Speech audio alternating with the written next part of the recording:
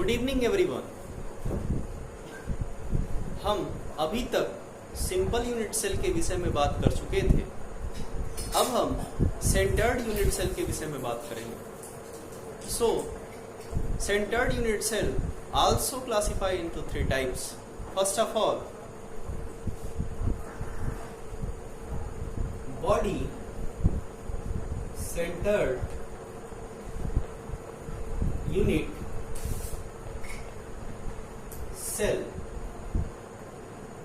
Second is face centered unit cell, and third is end centered unit cell. आप देख सकते हैं केंद्रित इकाई कोशिका को मुख्य रूप से 3 भागों में विभाजित किया गया है। पहला अंतः केंद्रित इकाई सेल, दूसरा फलक केंद्रित इकाई सेल और तीसरा अंत्य केंद्रित इकाई सेल। अब हम बात करते हैं सबसे पहले बॉडी सेंटर्ड यूनिट सेल के विषय में।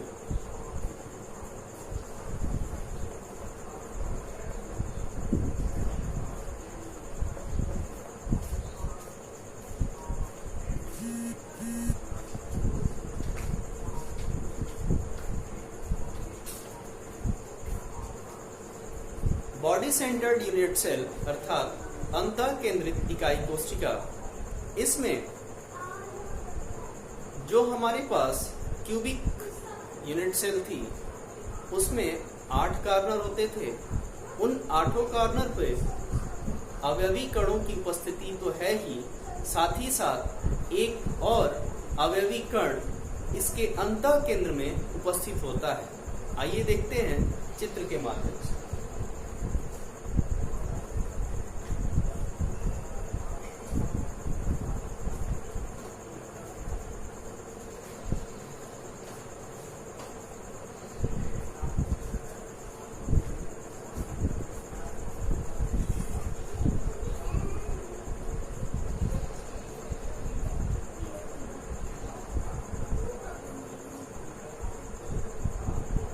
आप देख सकते हैं इस क्यूबिक सिस्टम में 8 कॉर्नर पर एक एक एटम के रूप में दिखाया गया है।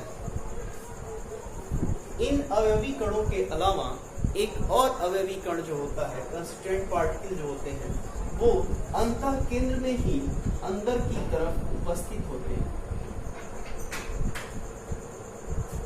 ठीक है, जिसे हम बॉडी सेंटर्ड यूनिट सेल कहते हैं।